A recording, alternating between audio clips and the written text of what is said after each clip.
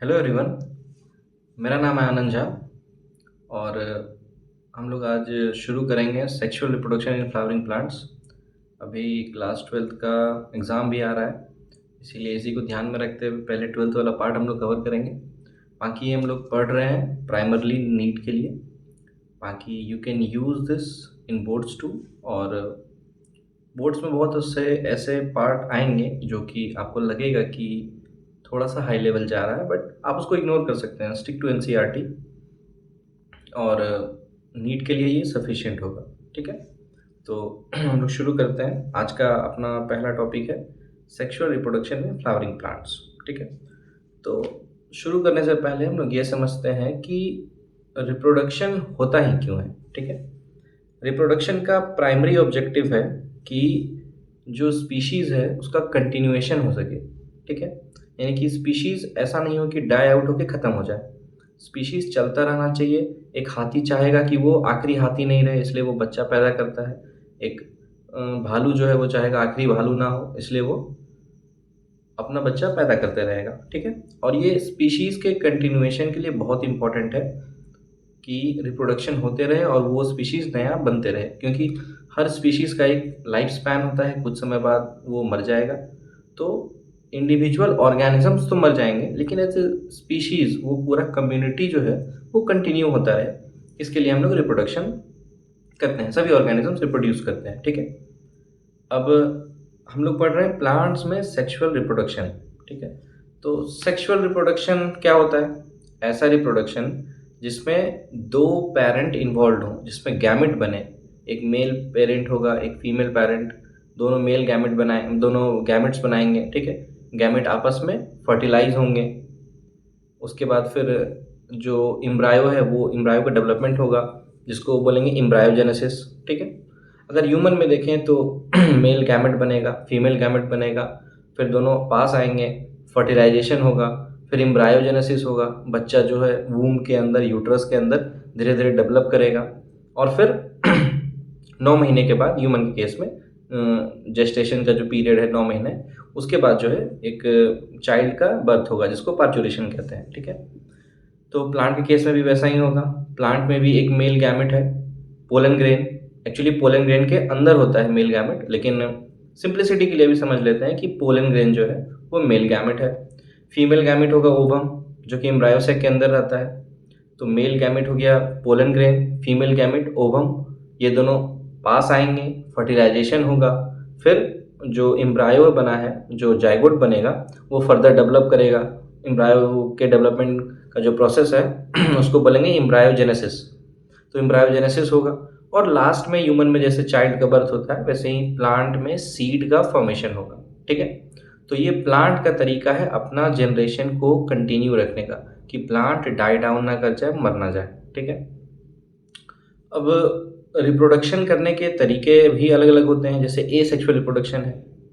अब प्लांट का कोई पार्ट हम काट लिए, उसको लगा दिए मिट्टी में, तो वो रूट्स ग्रो करेगा और वो नया प्लांट बन जाएगा। ठीक है, तो ये भी एक तरह का रिप्रोडक्शन हुआ कि एक ऑर्गेनिज्म से उसका कोई पार्ट लेके हम नया ऑर्गेनिज्म बना दिए। तो ये हो गया एक type of A sexual reproduction. ये ए सेक्सुअल रिप्रोडक्शन है, इसमें बस एक ही पेरेंट इन्वॉल्व हुआ, एक ही ऑर्गेनिज्म इन्वॉल्व हुआ। ठीक है, ये है ए सेक्सुअल रिप्रोडक्शन। और सेक्सुअल रिप्रोडक्शन में दो पेरेंट्स इन्वॉल्व होते हैं, गैमेट्स बनते हैं उसमें। अब ए सेक्सुअल रिप्रोडक्शन नहीं करके हम लोग सेक्सुअल रिप्रोडक्शन को फेवर क्यों कर रहे हैं? सेक्सुअल रिप्रोडक्शन दो चीज़ें करता है जो ए सेक्सुअल रिप्रोडक्शन नहीं कर पाता है। पहला है जेनेटिक वेरिएशन, यानी कि जब भी मियोसिस होगा, गैमेट्स बनने के लिए मियोसिस हो, मोस्ट ऑफ द केसेस में गैमेट्स मियोसिस से बनते हैं। कुछ केसेस हैं अलग अलग, देखेंगे वो। तो मोस्ट ऑफ द केसेस में गैमेट्स बनने के लिए जो है वो एक प्रोसेस यूज होता है मियोसिस, जो कि है रिडक्शनल डिवीजन, जिसमें क्रोमोसोम नंबर जो है वो आधा हो जाता है। अब मियोसिस में एक बहुत ही इंटरेस्टिंग चीज़ होता है जिसको कहते हैं रिकॉम्बिनेशन। ठीक है, यानी कि एक क्रोमोसोम जो है वो दूसरे क्रोमोसोम से रिकम्बाइन कर जाता है और अपना जेनेटिक मटेरियल एक्सचेंज कर लेता है। और इसी रिकॉम ये इस चैप्टर का नहीं है, ये बस ओवरव्यू दे रहे हैं। और इसी रिकॉम्बिनेशन से जेनेटिक वेरिएशंस आते हैं। ठीक है, तो सेक्सुअल रिप्रोडक्शन क्यों हो रहा है? पहले रिप्रोडक्शन क्या होता है वो समझे हम, कि क्यों करते हैं? कंटिन्यूएशन ऑफ जनरेशन के लिए। रिप्रोडक्शन करने के तरीके अलग अलग हैं। Asexual reproduction, sexual reproduction. Sexual reproduction क्यों फेवरेबल है? क्योंकि सेक्सुअल रिप्रोडक्शन में जेनेटिक वेरिएशन आता है, और जेनेटिक वेरिएशन जो है इवोल्यूशन के लिए बहुत ज़रूरी है। ठीक है। और एक और फ़ायदा है रिकॉम्बिनेशन का, वो ये है कि वेरिएशन जो आ रहा है उससे इवोल्यूशन तो एक हो ही रहा है। दूसरा, बदलते मौसम में, क्योंकि सिचुएशन इन्वायरमेंट का कभी भी बदल सकता है, तो चांसेस लाइक्लीहुड ये रहता है कि जो ऑर्गेनिज्म सेक्सुअल रिप्रोडक्शन से पैदा हुए हैं वो बेटर सूटेड होंगे फॉर चेंजिंग इन्वायरमेंट। अभी जैसा ठीक चल रहा है मौसम, कोई इशू नहीं है, ठीक है। लेकिन अगर मौसम चेंज हो गया और सारे के सारे ऑर्गेनिज्म एसेक्सुअल रिप्रोडक्शन से पैदा हुए हैं, इसका मतलब है कि सारे के सारे ऑर्गेनिज्म जेनेटिकली सिमिलर हैं। अब वो जेनेटिकली सिमिलर ऑर्गेनिजम्स को अगर किसी किसी एक ऑर्गेनिज्म को भी अगर खतरा है चेंजिंग इन्वायरमेंट से, तो सारे के सारे ऑर्गेनिज्म चपेट में आ जाएंगे उसके।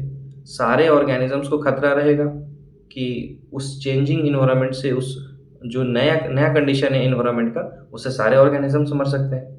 तो फिर तो वही बात हो गया, कंटिन्यूएशन ऑफ जनरेशन का पॉइंट ही क्या रहा। तो सेक्सुअल रिप्रोडक्शन एक वेरिएशन क्रिएट करता है कि हर ऑर्गेनिज्म ऑलमोस्ट सिमिलर रहेगा, बट कुछ वेरिएशंस होंगे जिनसे कि चांसेस है, ये बिल्कुल रैंडम होता है, डायरेक्शनल लेस होता है, ठीक है। ये बिल्कुल रैंडम होता है कि चांसेस है कि कोई ऑर्गेनिज्म बेटर सूट कर जाएगा उस इन्वायरमेंट में। तो ऐसा क्या होगा कि पूरा का पूरा स्पीशीज वाइप आउट नहीं होगा, और कुछ ऑर्गेनिजम्स बच जाएंगे, और वो ऑर्गेनिजम्स फर्दर फ्यूचर में उस जनरेशन को कंटिन्यू कर सकते हैं। तो सेक्सुअल रिप्रोडक्शन से आता है वेरिएशन, वो ज़रूरी है इवोल्यूशन के लिए, और वो ज़रूरी है कंटिन्यूएशन ऑफ जनरेशन के लिए इन चेंजिंग इन्वायरमेंट। ठीक है। तो ये समझ आया अपन को कि सेक्सुअल रिप्रोडक्शन क्यों फेवरेबल है, क्यों एक क्या कहते हैं डिजायर्ड प्रोसेस है in comparison to asexual reproduction. ठीक है। अब प्लांट के बारे में, सेक्सुअल रिप्रोडक्शन के बारे में पढ़ रहे हैं, तो इसमें भी गैमेट्स होगा प्लांट का। मेल गैमेट को पोलन कहते हैं, फीमेल गैमेट को एग कहते हैं, ठीक है। और इन दोनों के मिलने का प्रोसेस जो है उसको पॉलिनेशन कहेंगे। फिर पॉलिनेशन से मेल गैमेट फीमेल गैमेट पास आएंगे, और पास आने के बाद वो लोग फर्टिलाइजेशन करेंगे। फर्टिलाइजेशन करने के बाद एम्ब्रायोजेनेसिस होगा, यानी कि जो जाइगोट बना है मेल फीमेल गैमेट के यूनियन से, सिनगेमी से, वो डेवलप करेगा एक ऑर्गेनिज्म में, एक एम्ब्रायो में, बच्चे छोटा सा जो स्टेज होता है उसको एम्ब्रायो बोलते हैं। और एम्ब्रायोजेनेसिस जो कि एम्ब्रायो के डेवलपमेंट को बोलते हैं, उसके बाद जो है प्रोडक्ट ऑफ सेक्सुअल रिप्रोडक्शन बनेगा प्लांट के केस में, जो कि सीड है। ठीक है। अब हमको बेसिक ओवरव्यू मिल गया कि क्या है क्या नहीं रिप्रोडक्शन।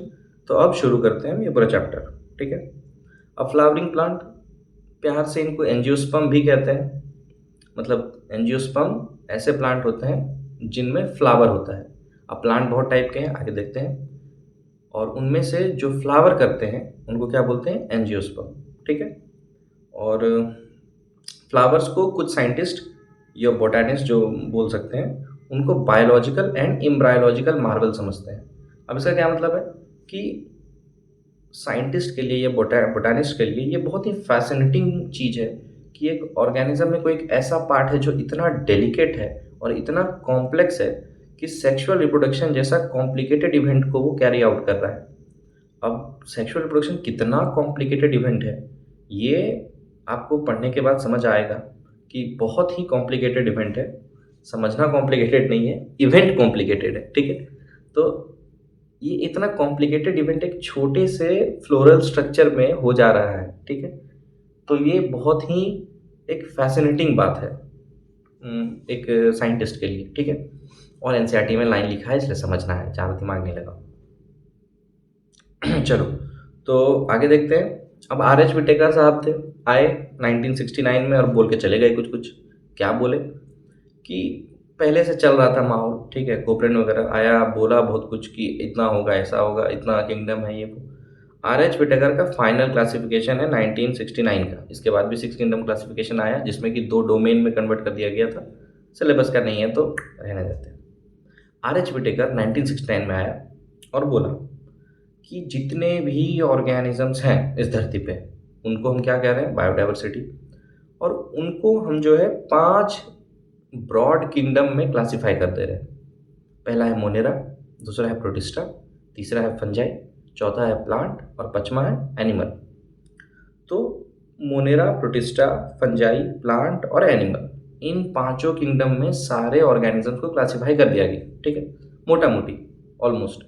कुछ ऑर्गेनिजम्स हमेशा एक्सेप्शंस रह जाते हैं कि इसमें रहेंगे उसमें रहेंगे, मैं तो कहीं फिट नहीं हो रहा हूँ, पीरियोडिक टेबल में बेचारा हाइड्रोजन फिट नहीं हो पा रहा है। तो है चीज़ें कुछ कुछ तो होती ही हैं, but most of the organism follow कर रहे हैं ट्रेंड को, तो उनको हम सेट कर दिए उन पांचों किंगडम में कहीं ना कहीं, ठीक है। अपन को पढ़ना है फ्लावरिंग प्लांट्स के बारे में, तो हम लोग प्लांटे से कंसर्न है, हम लोग किससे कंसर्न है, प्लांटे से, ठीक है। अब प्लांट यहाँ से शुरू होता है, जहाँ आप मेरे चेहरे से ध्यान हटा के थोड़ा इधर भी देख सकते हैं। अभी तक आपको मेरे चेहरे को ही देखना था, और जब बोलेंगे तो मुझे देखना है, और जब कुछ लिख रहे होंगे, जब हम भी नीचे देख रहे होंगे, तब आपको इधर देखना है स्क्रीन पे, ठीक है। तो प्लांटे जो है, यानी कि प्लांट, प्लांट को भी 5 अलग भाग में बांटा गया है।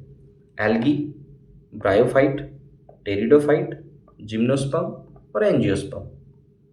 इन चारों में फ्लावर्स नहीं होंगे। क्या नहीं होंगे? फ्लावर्स, ठीक है। फ्लावर किस में दिखेगा? बस एंजियोस्पर्म में। अब एंजियोस्पर्म में ये मोनोकोट डाइकोट जो है, ये हम बता रहे हैं क्योंकि हमको कन्फ्यूजन होता था, मुझे लगता था कि मोनोकोट जिम्नोस्पर्म है और डाइकोट एंजियोस्पर्म है। ऐसा नहीं है, एंजियोस्पर्म में ही मोनोकोट है और एंजियोस्पर्म में ही डाइकोट है, ठीक है। तो मोनोकोट ऐसे प्लांट्स को कहते हैं जिनमें सिंगल कॉटिलिडन होता है। अब कॉटिलिडन क्या होता है आगे देखेंगे, अगर नहीं पता है तो कोई बात नहीं। मोनोकोट ऐसे ऑर्गेनिज्म है जिनमें सिंगल कॉटिलिडन होता है, और डाइकोट ऐसे ऑर्गेनिज्म है जिनमें 2 कॉटिलिडन होते हैं, ठीक है। कॉटिलिडन एम्ब्रायोजेनेसिस के टाइम पे बनता है, देखेंगे। तो समझ आया कि पहले प्लांट में 5 अलग अलग टाइप थे, जिनमें हम एंजियोस्पर्म के बारे में पढ़ रहे हैं, और एंजियोस्पर्म के बारे में भी क्या पढ़ रहे हैं, सेक्सुअल रिप्रोडक्शन कैसे करते हैं एंजियोस्पर्म, ठीक है। अब सेक्सुअल रिप्रोडक्शन होता है फ्लावर में है, तो हम फ्लावर को देखते हैं कि फ्लावर का क्या क्या पार्ट है। फ्लावर एक स्टॉक से कनेक्टेड होता है प्लांट से। अब प्लांट से कहीं तो जुड़ा हुआ होगा फ्लावर, तो फ्लावर जो, ये फ्लावर है, ठीक है, तो जो स्टॉक है ये वाला पार्ट जिससे जुड़ा हुआ है वो प्लांट से, मेरा हाथ मेरे शरीर से कैसे जुड़ा हुआ है, इससे, मेरे फोरआर्म से, ठीक है। तो वो जो स्टॉक है जिससे जुड़ा हुआ है ये फूल पौधे से, इसको बोलते हैं पेडिसेल। समझ आया? पेडिसेल क्या हो गया? Stock of the flower. फिर आ गया एक रिसेप्टेकल, एक खाली जगह है, इसका मतलब ही होता है खाली जगह, रिसेप्टेकल का खाली जगह, एक स्पेस, ठीक है। अब घर घुसोगे तो सीधा रूम तो नहीं रहेगा, कुछ तो रहेगा, ड्राइंग रूम, वही समझ लो ड्राइंग रूम, ठीक है, रिसेप्टेकल। अब जो है फ्लावर में 4 वोल होते हैं। क्या होते हैं फ्लावर में? 4 वोल, ठीक है। अब ये चारों वोल का नाम क्या क्या है? कैलिक्स, कोरोला, एंड्रोशियम और गाइनोशियम। ये दोनों हो गए, ये हो गया मेल पार्ट, ये हो गई, मतलब जेंडर को रहने देते हैं, ये है मेल पार्ट एंड्रोशियम, और ये है फीमेल पार्ट गाइनोशियम, ठीक है। कैलिक्स और कोरोला जो है उसको एक्सेसरी वोल भी कहते हैं। ये रिप्रोडक्टिव वोल नहीं है, ये रिप्रोडक्शन में डायरेक्टली इन्वॉल्व नहीं होते हैं। कैलिक्स और कोरोला रिप्रोडक्शन में हेल्प नहीं, मतलब रिप्रोडक्शन में डायरेक्टली इन्वॉल्व नहीं होते हैं, लेकिन रिप्रोडक्शन में हेल्प करते हैं। कैसे? कैलिक्स जो है, कैलिक्स है सेपल। कैलिक्स क्या है? सेपल। जब फूल क्या कहते हैं, खुलता नहीं है, बड स्टेज में रहता है, कली स्टेज में रहता है, तो फूल के ऊपर एक पत्ता जैसा स्ट्रक्चर रहता है जो लगता पत्ता है, लेकिन वो पत्ता नहीं होता है, ठीक है।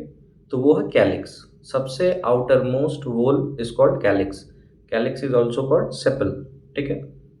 ये पत्ता जैसे जो स्ट्रक्चर होता है बड स्टेज में पाया जाता है, जो फ्लावर को खुलने से पहले बचाता है। अब मान के चलो फ्लावर छोटा है, ठीक है, वो खुलने वाला है, उससे पहले उसको कोई तो प्रोटेक्ट कर रहा होगा, ठीक है, वो कौन करेगा? कैलिक्स, ठीक है। उसके बाद उसके अंदर आएगा कोरोला। कोरोला क्या होता है? पेटल्स। जो कोई भी फूल देखते हैं हम उसमें रंग बिरंगा जो पंखुड़ी दिखता है वो है पेटल। पेटल का काम क्या है? अट्रैक्ट करना, ठीक है। किसको अट्रैक्ट करना? देखेंगे, जनरली इंसेक्ट्स को अट्रैक्ट करते हैं। कोरोला है पेटल्स। फिर आ गए अपने एंड्रोशियम और गाइनोशियम साहब। एंड्रोशियम और गाइनोशियम साहब ये दोनों जो हैं ये दोनों वीआईपी हैं फ्लावर के, ठीक है। अब एक यूनिसेक्सुअल फ्लावर और एक बाइसेक्सुअल फ्लावर में यही अंतर है कि यूनिसेक्सुअल फ्लावर में या तो मेल एंड्रोशियम प्रेजेंट होगा या तो गाइनोशियम प्रेजेंट होगा, और बाइसेक्सुअल फ्लावर में एंड्रोशियम भी प्रेजेंट होगा और गाइनोशियम भी प्रेजेंट होगा। समझ आया? एक यूनिसेक्सुअल फ्लावर में बस या तो एंड्रोशियम प्रेजेंट होगा या तो गाइनोशियम प्रेजेंट होगा, ठीक है। लेकिन एक बाइसेक्सुअल फ्लावर में दोनों प्रेजेंट होगा एक ही साथ। तो ये एक हम बाइसेक्सुअल फ्लावर लिए हैं, ये एक बाइसेक्सुअल फ्लावर है और इसका हम लोग अभी स्ट्रक्चर देख रहे हैं। तो इसमें जो फीमेल पार्ट है वो सेंटर पर रहता है। फीमेल पार्ट क्या है? ये वाला पार्ट जो है ये है फीमेल पार्ट। फीमेल पार्ट 3 भागों में हम डिवाइड कर सकते हैं। ये वाला पार्ट है स्टिग्मा।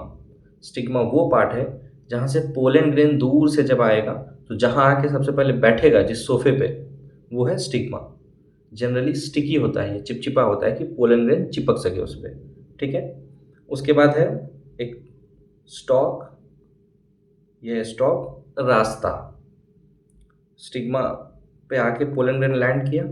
अब जिस रास्ते से ये ओवरी के पास जाएगा, इस रास्ते को, स्टॉक को क्या बोलते हैं? स्टाइल।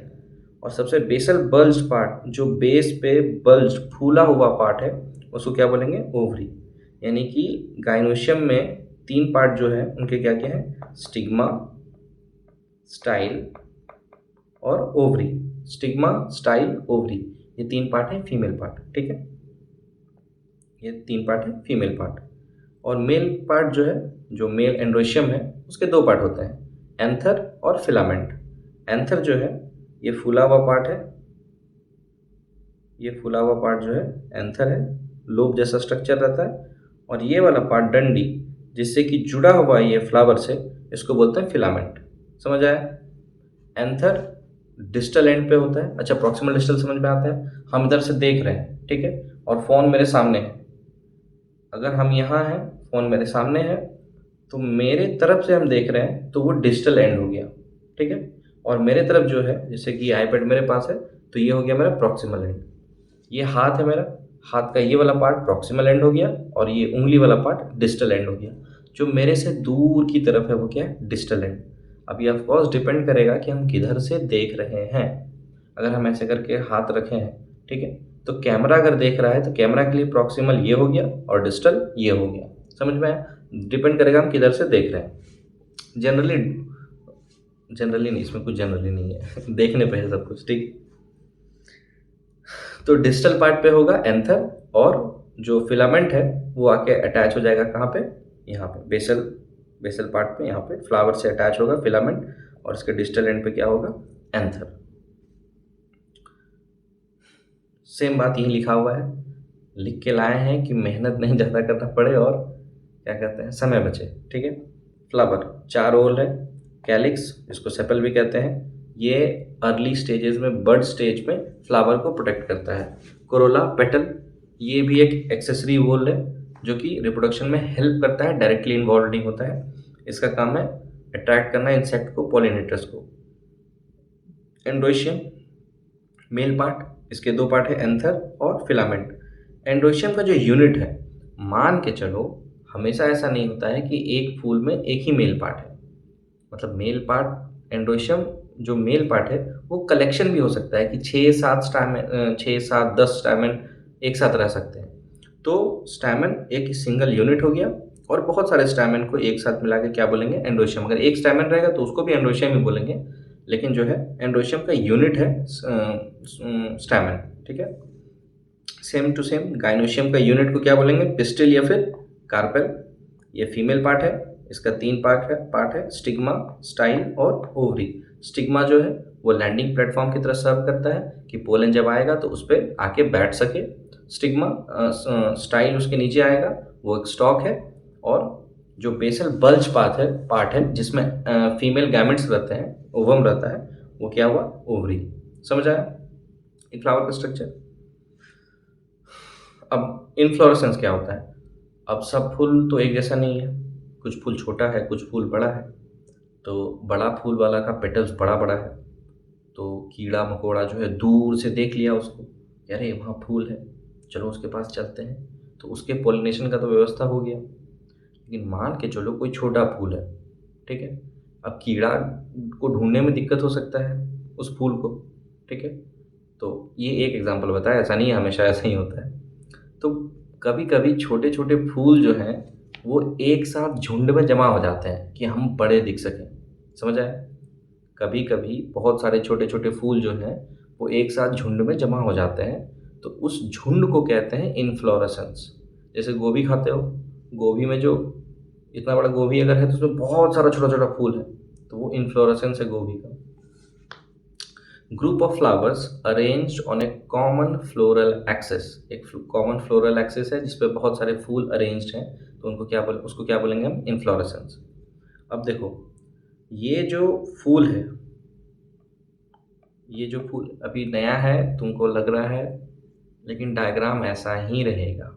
मेरा खराब है, कुछ नहीं कर सकते हैं।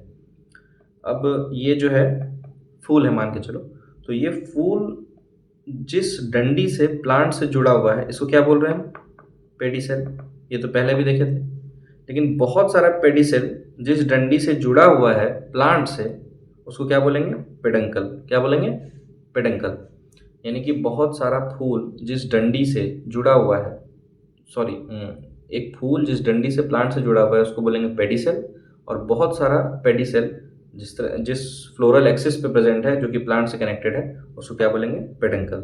डायग्राम से समझ में आ रहा होगा। अब रिप्रोडक्शन। रिप्रोडक्शन जो है, 3 भागों में डिवाइड कर सकते हैं किसी भी रिप्रोडक्शन को। पहला है प्री रिप्रोडक्टिव इवेंट। रिप्रोडक्शन करने का हम सोचे हैं, उससे पहले कुछ तैयारी करना होगा हमको, वो आएगा प्री रिप्रोडक्टिव इवेंट में। एक्चुअल में जहाँ रिप्रोडक्शन हो रहा है वो हो गया रिप्रोडक्टिव इवेंट, और उसके बाद के इवेंट को बोलेंगे पोस्ट रिप्रोडक्टिव इवेंट, यानी कि रिप्रोडक्शन के बाद क्या क्या हुआ, ठीक है?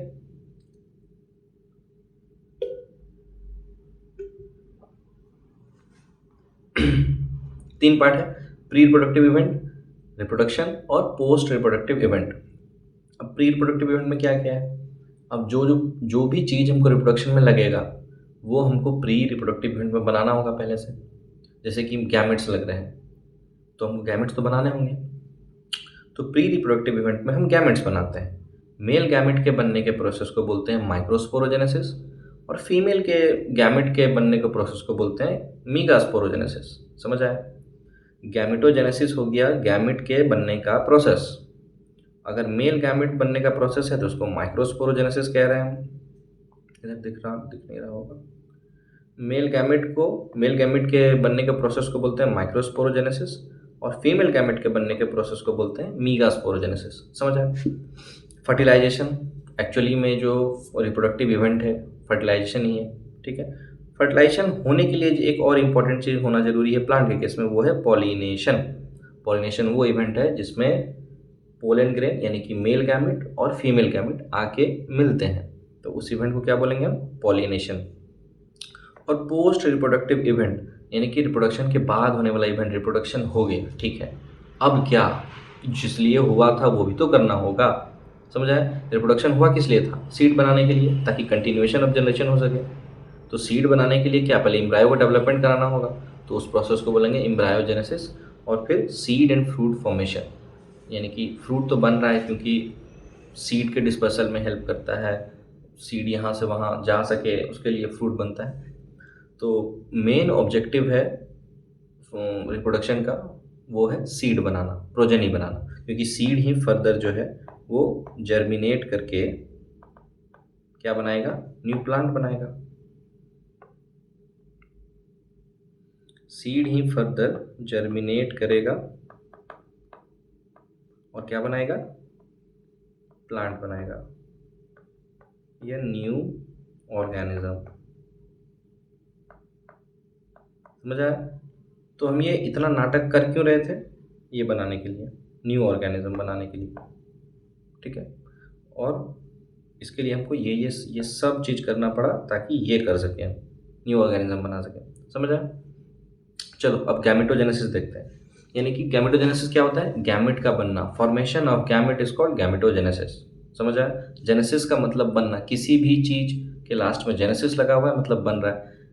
ग्लूकोनियोजेनेसिस यानी नया ग्लूकोज का बनना। जेनेसिस वर्ड मतलब बनना। अब सिंथेसिस वर्ड का भी वही मतलब होता है, जेनेसिस वर्ड का मतलब है बनना, सिंथेसिस वर्ड का भी मतलब है बनना।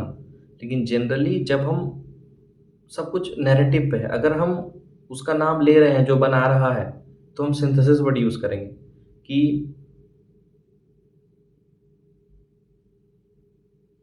उसको कैसे समझ सकते हैं, अगर हम कुछ बना रहे हैं, हम ब्रेड बना रहे हैं, तो हम ब्रेड सिंथेसाइज कर रहे हैं, ठीक है। अगर ब्रेड बन रहा है तो ब्रेड का जेनेसिस हो रहा है, कौन बन कर रहा है इसमें क्लैरिटी नहीं है, ठीक है। तो जेनेसिस वर्ड यूज़ कर रहे हैं, और सिंथेसाइज वर्ड यूज़ कर रहे हैं, इसका मतलब वो एक्चुअली बना रहा है। समझ आया?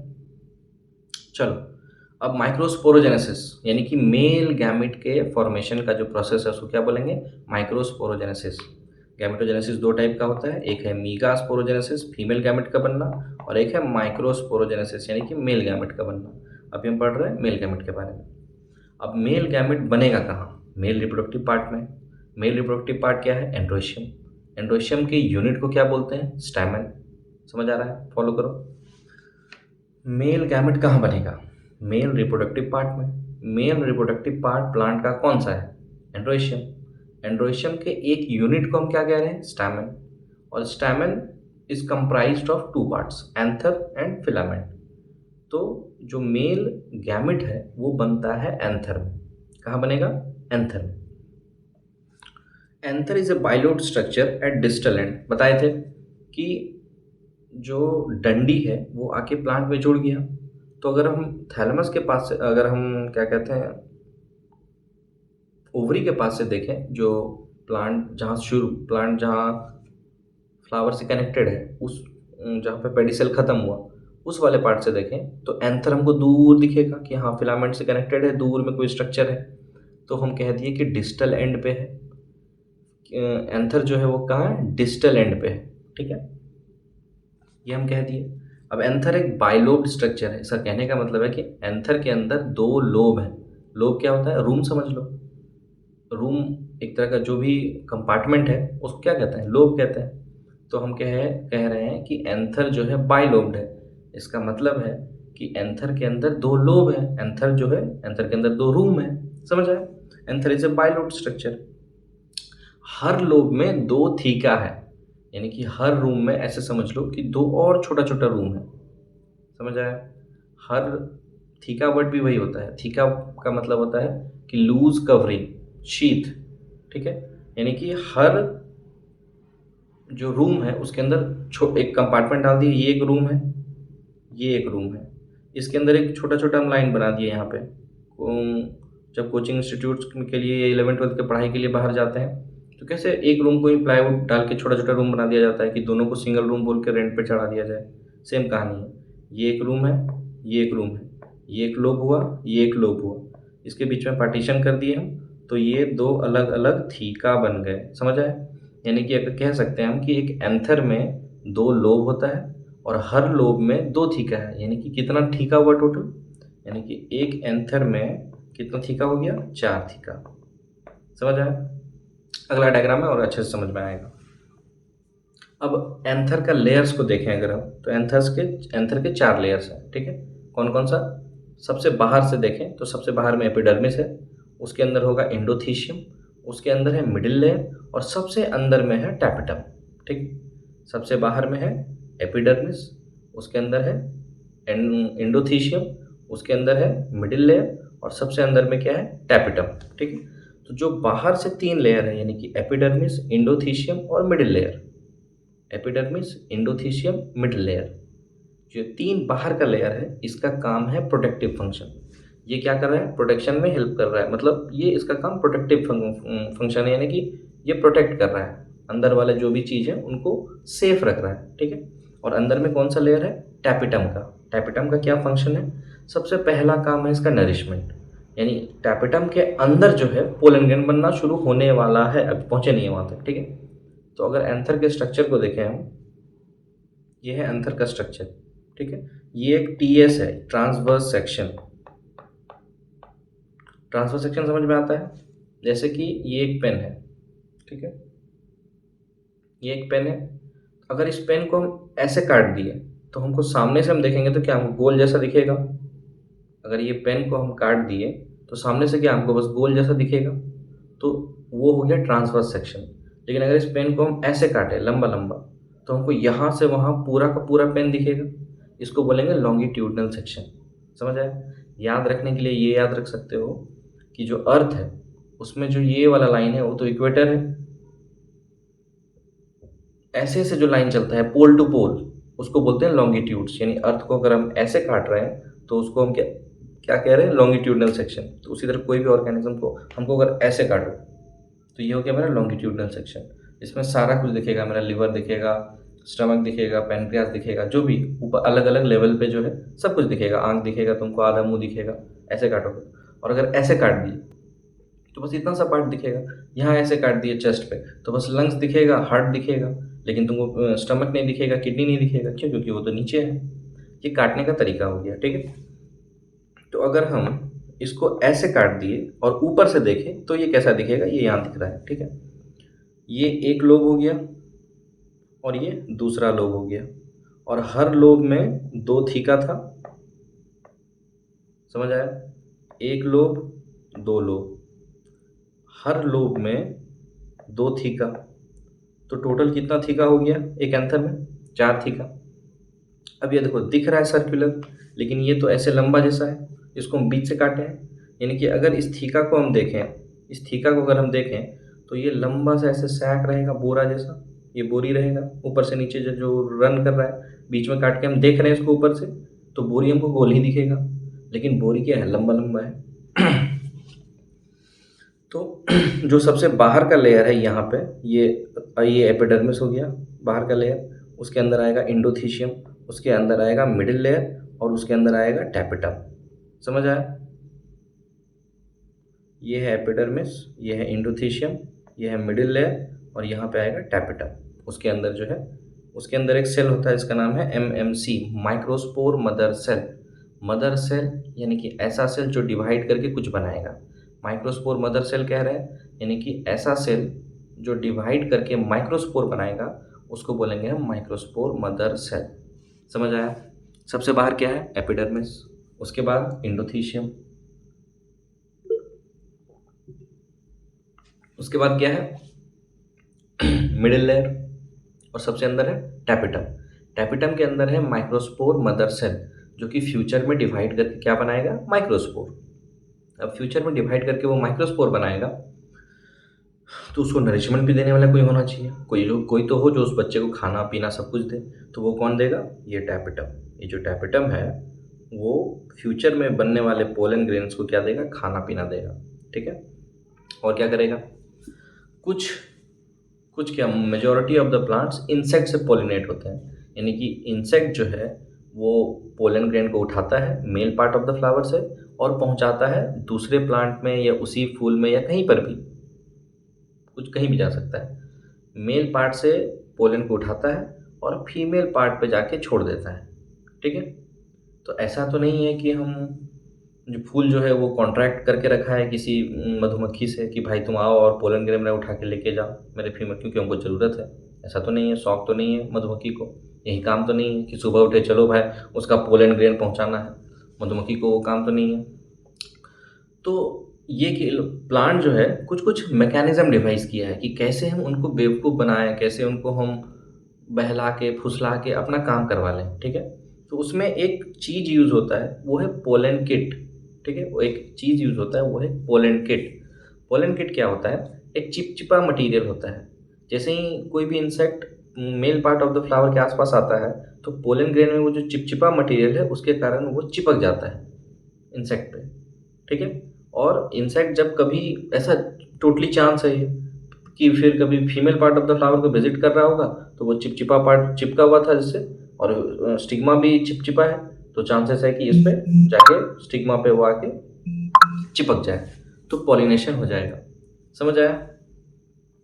तीसरा चीज क्या सिक्रेट कर रहा है? वो स्पोरोपोलिनिन। स्पोरोपोलिनिन क्या होता है? जो पोलन ग्रेन होता है, ठीक है, उसके आउटर मोस्ट कवरिंग पे सबसे बाहर का लेयर बहुत ही हार्ड होता है, ठीक है, कि उसको कोई भी एल्कली, कोई भी एसिड, कोई भी एंजाइम डिग्रेड नहीं कर सकता है। मतलब बहुत ही रेजिस्टेंट मटेरियल होता है जिससे कोटिंग किया हुआ रहता है पोलन ग्रेन का। वो मटेरियल है sporopollenin. Sporopollenin is the most resistant organic material present. कोई भी एंजाइम, कोई भी एसिड, कोई भी अल्कली अभी तक ऐसा नहीं खोजा गया है जो कि स्पोरोपोलिन को डिग्रेड कर सके। समझ आया? तो ये भी कौन सिक्रीट कर रहा है? टैपेटम सिक्रीट कर रहा है। तो टैपेटम का 3 काम क्या हो गया? पहला, ये नरिशमेंट देगा किसको? पोलन ग्रेन को। दूसरा काम ये क्या करेगा? ये स्पोरोपोलिन सिक्रीट करेगा।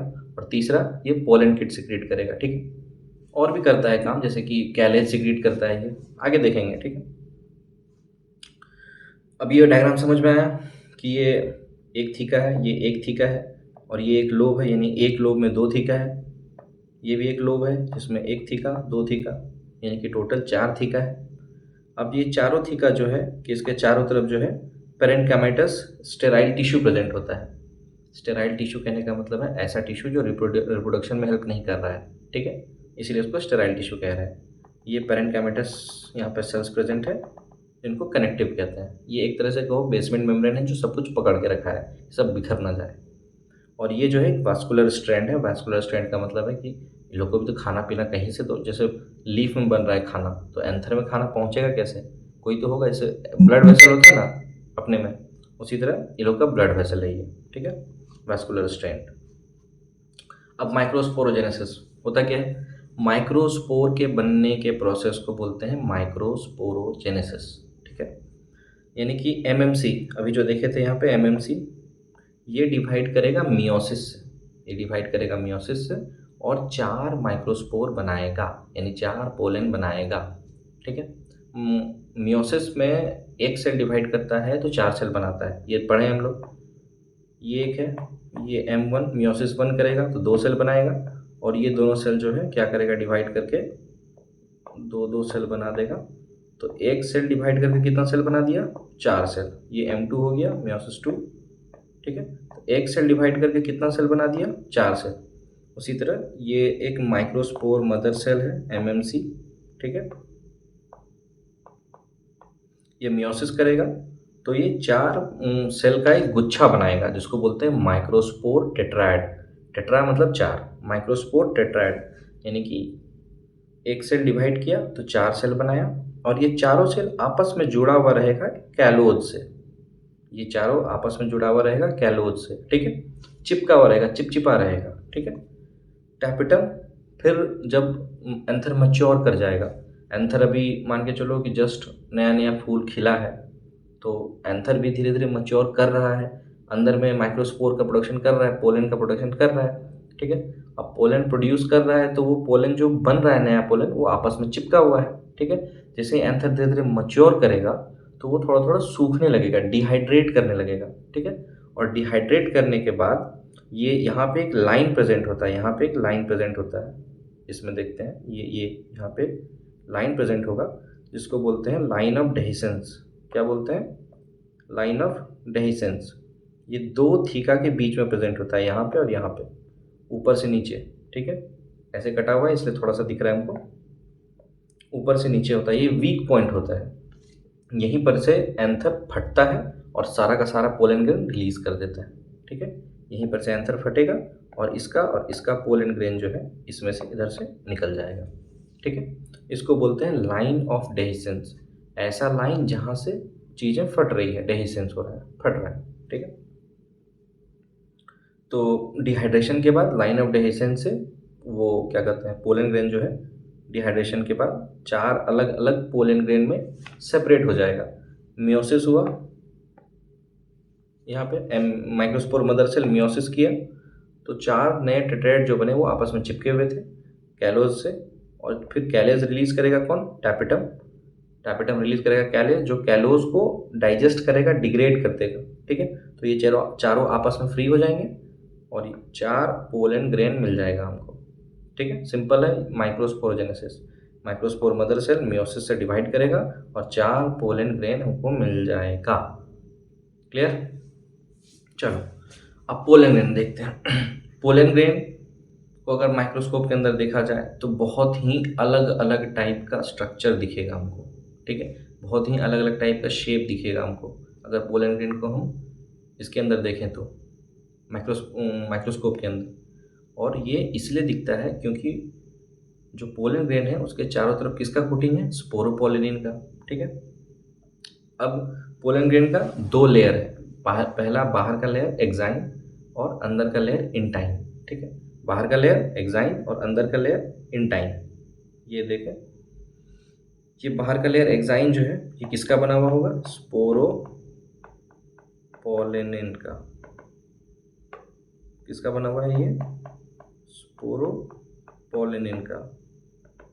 और इंटाइन जो है ये कुछ नहीं है, ये सेल वॉल है। ये कैल्शियम और कैल्शियम और पेक्टोज का बना हुआ होगा, ये सेल वॉल ही है। ठीक है।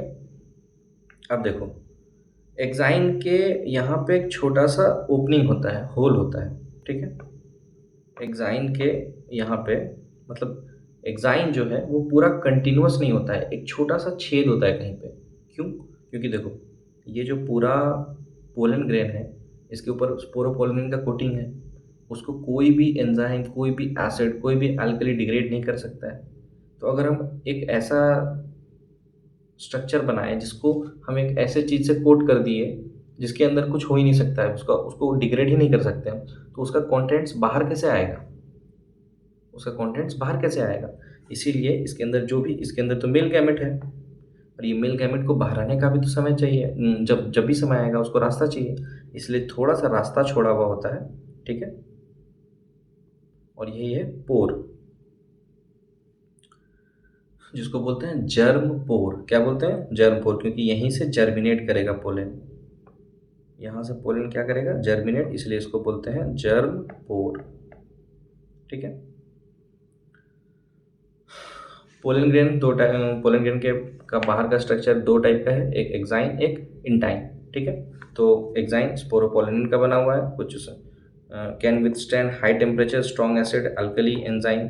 हाई टेम्परेचर विथस्टैंड कर सकता है, स्ट्रॉन्ग अल्कली विथस्टैंड कर सकता है, अल्कली एंजाइम्स। और यही रीज़न है कि पोलन ग्रेन्स को हम बहुत बार देखते हैं कि वो सेफली प्रिजर्व्ड है एज ए फॉसिल। फॉसिल क्या होता है कि कोई एक रॉक है, उसके बीच में कुछ फंस गया, उसके ऊपर नया रॉक बन गया, तो वो अंदर कहीं दबा रह गया। अब उसका बाहर का लेयर अगर रेजिस्टेंट नहीं होगा तो वो प्रिजर्व नहीं होगा, वो डिग्रेड कर जाएगा। इसके पास है स्पोरोपोलिन, कुछ है ही नहीं ऐसा जो उसको डिग्रेड कर सकता है। इसलिए बहुत केसेस में देखते हैं हम कि पोलन ग्रेन जो है well preserved as a fossil इसीलिए रह पाता है क्योंकि इसके ऊपर स्पोरोपोलिन का कोटिंग है। और जर्मपोर, वहाँ पर स्पोरोपोलिन एब्सेंट है। क्यों? क्योंकि बाहर भी तो निकलना है मेल गैमेट को। क्लियर है? इंटाइन कुछ नहीं है इसमें, सेल्यूलोज और पेक्टिन का बना हुआ है। क्यों? क्योंकि ये सेल वॉल है, सेल वॉल है जिसके अंदर प्लाज्मा मेम्ब्रेन भी होगा। ठीक है, और साइटोप्लाज्म जो है इसका बहुत रिच होता है इन स्टार्च। क्यों? क्योंकि अंदर जो मेल गैमेट है उसका भरण पोषण का भी तो ख्याल रखना है, खाना पीना है। तो ये सुदामा को जो है चने दे के भेजा गया है। ठीक है कि फ्यूचर में अगर खाने पीने का ज़रूरत पड़े, रात में बारिश होने लगे तो पेड़ पे चढ़ के खाना खा सको तुम। चलो, एट मैच्योरिटी, यानी कि जब पोलन ग्रेन मैच्योर कर जाएगा, जब एंथर मैच्योर कर जाएगा, डेहिसेंस होगा, यानी कि एंथर फटेगा, दोनों का दोनों थीका से जितना भी पोलन ग्रेन से सब बाहर निकलने लगेंगे, तो उस समय पोलन का क्या स्थिति होगा? जो पोलन ग्रेन है मैच्योरिटी पे देखा जाए तो पोलन ग्रेन में दो टाइप के पोलन पाए जाते हैं।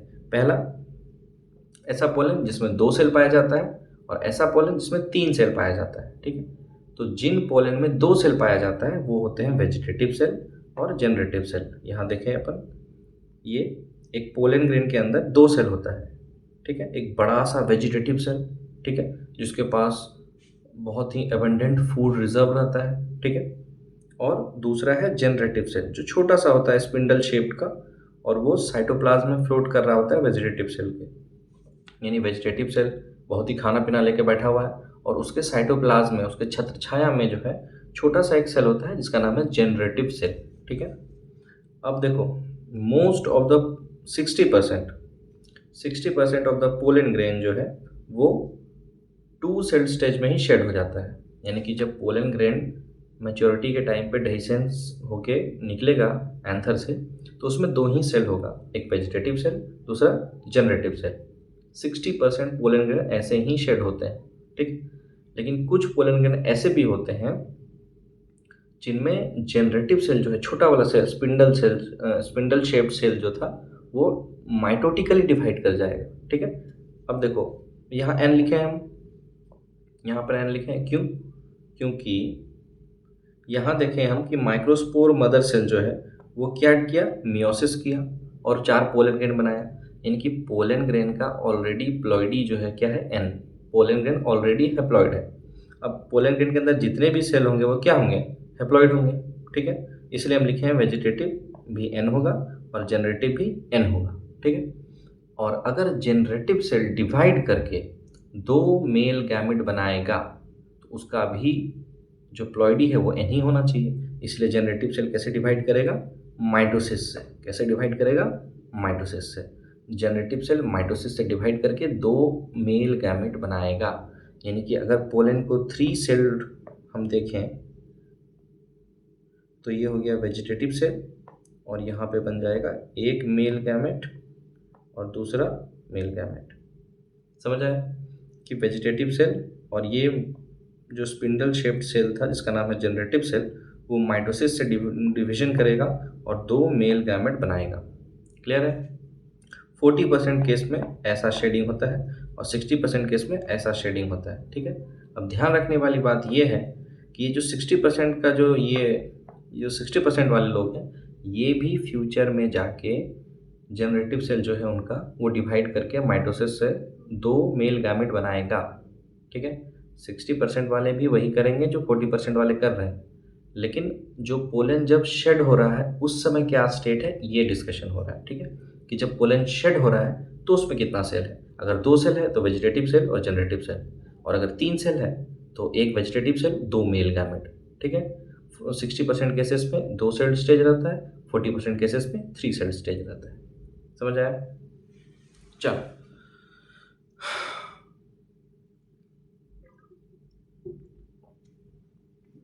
अब पोलन है तो कुछ कुछ आतंक भी मचाएगा। तो पोलन करता है एलर्जी। एलर्जी क्या होता है कि कभी कभी किसी नए जगह पे गए तो अनएक्सप्लेन्ड छींक आ रहा है, आंख से पानी बह रहा है, तो इम्यून सिस्टम हाइपर एक्टिव हो जाता है। अरे ये क्या हो गया, कौन नया सेल देख लिए, कौन नया एंटीजन देख लिए तो परेशान कर रहा है हमको, पूरा हाइपर ड्राइव में चला जाता है। तो ओवर एग्जैजरेटेड रिस्पॉन्स जो है इम्यून सिस्टम का टू सर्टेन एंटीजन्स, कुछ कुछ एंटीजन को जैसे ही देखता है इम्यून सिस्टम तो पागल हो जाता है एकदम, ये बर्दाश्त नहीं हो रहा है हमको, आँख बहने लगेगा, नाक बहने लगेगा, छींक आने लगेगा। तो इस सिम्टम को कहते हैं एलर्जी। ठीक है, तो पोलन करता है एलर्जी। तो और क्या क्या कर सकता है पोलन को, हमें जैसे हवा में बहुत बह रहा है, मतलब हवा में बहुत उड़ रहा है पोलन ग्रेन, तो उसको अगर हम सांस ले लेंगे तो हमको एस्मा हो सकता है। ठीक है, ब्रोंकाइटिस हो सकता है। ब्रोंकाइटिस क्या होता है, ब्रोंकस जो है ट्रैकिया डिवाइड करके ब्रोंकस बनता है, तो ब्रोंकस का इन्फ्लेमेशन, आइटिस वर्ड जहाँ भी लगा है इसका मतलब इन्फ्लेमेशन, ब्रोंकस का इन्फ्लेमेशन को कहते हैं ब्रोंकाइटिस। और एस्मा समझ में आता है, दमा। तो कुछ कुछ ऐसे प्लांट हैं जिनके पोलन ग्रेन्स इम्यून सिस्टम मतलब एलर्जी कॉज करते हैं। ठीक है, वो कौन कौन से हैं, पार्थेनियम दूसरा नाम क्या है, कैरेट ग्रास। इंटरेस्टिंग बात यह है अब कि एक समय था हमारा भारत गरीब था, आज का नहीं कह सकते हैं पता नहीं, लेकिन एक समय था जब हमारा भारत गरीब था और इतना गरीब था कि अपना खाना खुद नहीं पैदा कर पा रहा था। मान के चलो अगर मेरा परिवार है, 10 लोग हैं उसमें, तो परिवार के सभी लोग कंबाइंड इतना तो कमाना चाहिए कि सारे परिवार के लोग खा सकें। मान के लो 2 ही लोग कमा रहे थे, इतना कमाना पड़ेगा ना कि 10 लोग खा सकें। तो हमारा एज ए कंट्री को देखें तो हमारा जितना वीट का खपत था उतना हम वीट प्रोड्यूस कर ही नहीं रहे थे, तो हमको मांगना पड़ता था पड़ोसी से। पड़ोसी था यूएस भेजा हम लोग को गेहूँ, उसमें साथ में आ गया पार्थेनियम का सीड। ठीक है, कैरेट ग्रास जो है, गाजर घास आसपास बहुत होगा, तो गाजर घास का सीड आ गया as a contaminant with wheat, और वो आके यहाँ गजब फैला हर जगह। वीड है, कोई नेचुरल प्रेडेटर नहीं है कुछ, ये नेचुरल नहीं है आपका। यही रीज़न है कि इन्वेसिव स्पीशीज़ जो है बाहर के आते हैं तो वो पूरा एकदम माहौल ख़राब कर देते हैं, क्योंकि उनका कोई नेचुरल प्रेडेटर नहीं होता है। यहाँ पूरा वीड की तरफ फैल गया वो, अब सबको सब परेशान कर रहा है, एलर्जी हो रहा है। अच्छा, एक और रीज़न एलर्जी होने का कि अगर बहुत ही अर्ली लाइफ में अगर बहुत ही प्रोटेक्टेड इन्वायरमेंट मिले तो उससे एलर्जी डेवलपमेंट का चांस बढ़ जाता है। जैसे अगर तुम बचपन में नाली से बॉल निकाल के खेले हो, तो चांसेस है कि तुमको बहुत कम चीज़ों से एलर्जी होगा, ठीक है? क्योंकि जितने भी एलर्जेंस हैं, उनसे बहुत अर्ली स्टेजेस में फ़ैमिलियराइज़ हो गए, तुम्हारा इम्यून सिस्टम पहचान गया, अच्छा ये है, बदमाश है, कोई बात नहीं। कॉलोनी का बच्चा होता है ना, कोई बदमाश है, लेकिन कोई बात नहीं, परेशान नहीं करेगा। अब तुमको बचपन में रखा गया, "ओह! लोलू बाबू मेरा प्यारा बच्चा" करके रखा गया तुमको। तुम कभी उस बदमाश बच्चे से मिले ही नहीं कॉलोनी का। अचानक से तुम बड़े हुए, वो भी बड़ा हुआ, तो आएगा तो फिर तुमको परेशानी होगी कि ये कैसा लड़का है, तो ख़त्म है, ये तो एकदम बिहेव करने नहीं जानता है, ये कैसे सामान सबका ले ले रहा है, क्योंकि तुमको आदत नहीं है उस चीज़ का।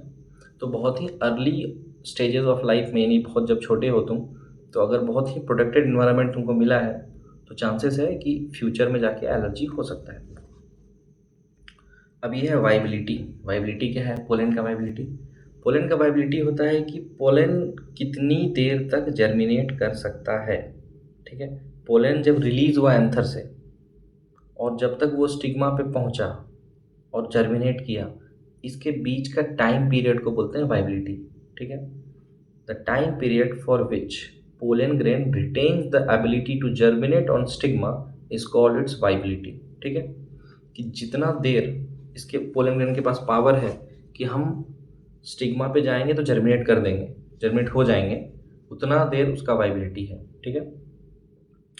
अब राइस और व्हीट जैसे कुछ स्पीशीज़ हैं, उनमें बहुत कम समय होता है, 30 मिनट के अंदर वाइबिलिटी खत्म हो जाता है कि 30 मिनट के अंदर अंदर अगर एंथर से निकला वो और स्टिग्मा पे नहीं पहुंचा तो जर्मिनेट नहीं कर पाएगा। कहीं कहीं पर मंथ्स होता है, जैसे कि रोजेसी, लेगुमिनेसी, सोलेनेसी, ठीक है? ये सब जो फैमिली है प्लांट का, उनमें जो पोलन ग्रेन्स होते हैं वो मंथ्स तक वाइबिलिटी अपना रिटेन करके रखते हैं कि 1 महीना बाद भी वहाँ पहुँचे हम तो जर्मिनेशन कर देंगे, कोई स्ट्रेस नहीं है।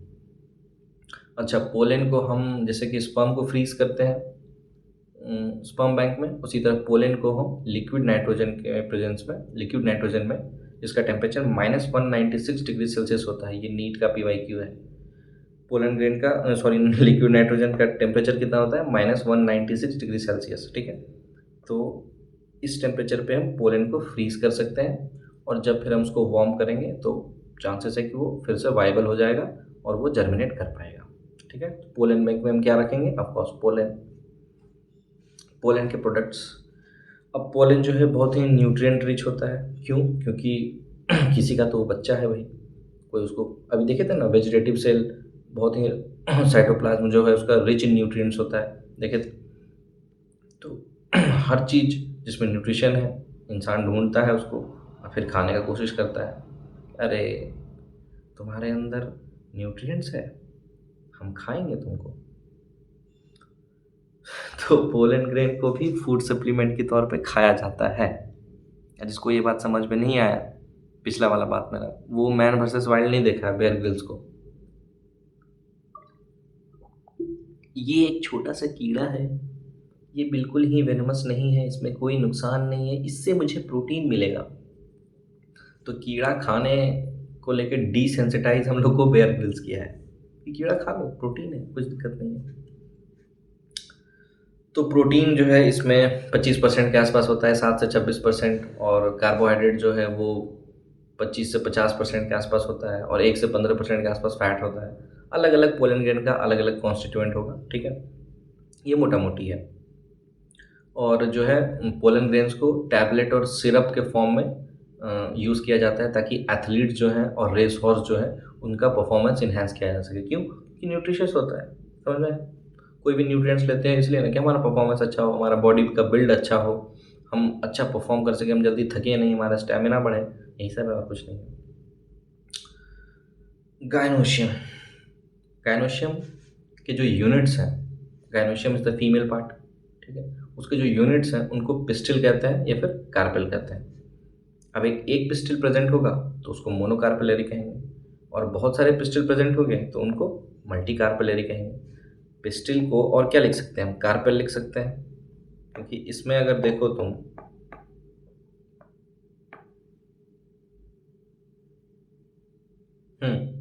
तो गायनोशियम के जो यूनिट है उनको पिस्टिल कहते थे या फिर कार्पेल कहते थे। तो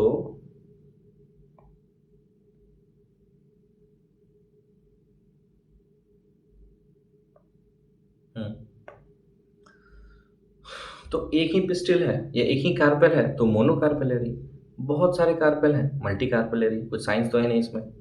अगर मल्टी मल्टी कार्पेलरी है यानी कि एक से ज़्यादा कार्पेल है तो सारे कार्पेल्स बोलेंगे हम अलग अलग रहेंगे, तो उनको बोलेंगे एपोकार्पस यानी कि फ्री कार्पेल। किसमें दिखता है? मिशेलिया में। या फिर सारे कार्पेल बोलेंगे कि हम लोग जोड़ के रहेंगे, कोई दिक्कत नहीं है। ये किसमें देखा जाता है? हिबिस्कस में, पेपेवर में। पेपेवर सोमनीफेरम वाला पेपेवर, ठीक। पेपेवर हिबिस्कस में दिखेगा हमको सिनकार्पस यानी कि फ्यूज्ड कार्पेल्स, और फ्री कार्पेल्स एपोकार्पस जो है कंडीशन दिखेगा हमको मिशेलिया में। और ये जो यूनिट है गाइनोशियम का, जिसको कार्पेल कह रहे हैं, इसका 3 पार्ट है। स्टिग्मा जो कि सर्व करेगा एज लैंडिंग प्लेटफॉर्म, ये स्टाइल इलोंगेटेड स्टॉक, एक लंबा सा स्टॉक है, डंडी है जो कि कनेक्ट कर रहा है चीज़ों को, बस कोई इसका साइंस नहीं है। आगे देखेंगे कि पोलन ट्यूब जब जर्मिनेट करता है तो स्टाइल जो है न्यूट्रिशन भी देता है उसको, बट वो आगे का है। स्टिग्मा लैंडिंग प्लेटफॉर्म, स्टॉक ये रास्ता है स्टाइल, और पहुंचना का है ओवरी बेसल बल्ज्ड पार्ट यानी कि सबसे नीचे में जो बल्ज फूला हुआ पार्ट है उसको क्या बोल रहे हैं? ओवरी। अब यहाँ थोड़ा सा ध्यान दो, अगर इधर उधर देख रहे हो कहीं तो इधर देखो, तो सुनो। एक फूल है, उसके अंदर है फीमेल पार्ट। फीमेल पार्ट का 3 पार्ट, स्टिग्मा, स्टाइल, ओवरी। यहाँ तक समझ आया? ओवरी के अंदर होगा ओवेरियन कैविटी। अब ओवरी है, उसके अंदर क्या होगा? खाली जगह, लॉक्यूल्स। तो ओवेरियन कैविटी या फिर उसको लॉक्यूल्स भी कहेंगे। लॉक्यूल मतलब भी कैविटी होता है, ठीक है। उसके अंदर होगा प्लेसेंटा, ठीक है। और प्लेसेंटा के अंदर होगा ओव्यूल। प्लेसेंटा के अंदर क्या होगा? ओव्यूल। और ओव्यूल के अंदर होगा एम्ब्रायोसैक। समझ आया? इधर देखो, ओवरी है, ओवरी के अंदर क्या होगा? ओवेरियन लॉक्यूल या कैविटी। उसके अंदर होगा प्लेसेंटा, और प्लेसेंटा के अंदर क्या होगा? ओव्यूल। ओव्यूल का दूसरा नाम क्या है? मीगा स्पोरेंजिया। क्या नाम है? मीगा स्पोरेंजिया। और मीगा स्पोरेंजिया से याद है, माइक्रोस्पोरेंजिया किसको बोलते हैं? पोलन सैक को। वो जो थीका था ना, जो कि बोले थे बोरा जैसा है, तो वो सैक हो गया बोरा। तो पोलन जिस बोरे में है, पोलन जिस सैक में है, उसको क्या बोलते हैं? माइक्रोस्पोरेंजिया। और एम्ब्रायोसैक जिस स्ट्रक्चर में प्रेजेंट है उसको क्या बोल रहे हैं? मीगा स्पोरेंजिया। समझ आए? और उसके अंदर होता है एम्ब्रायोसैक जिसको बोलते हैं मीगास्पोर। माइक्रोस्पोर बोलेंगे पोलन ग्रेन को, क्यों? क्योंकि पोलन ग्रेन के अंदर गैमेट्स हैं। यहाँ मीगास्पोर बोलेंगे एम्ब्रायोसैक को, क्यों? क्योंकि एम्ब्रायोसैक के अंदर गैमेट्स हैं। सिंपल है, बस कोरिलेशन करना है, ठीक है। ये है एम्ब्रायोसैक, मीगास्पोर जिसको कह रहे हैं, एम्ब्रायोसैक, मीगास्पोर। माइक्रोस्पोर कौन होगा?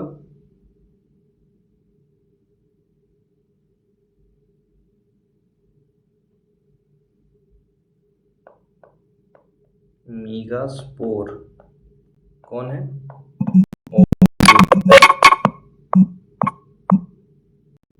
मीगास्पोर कौन है?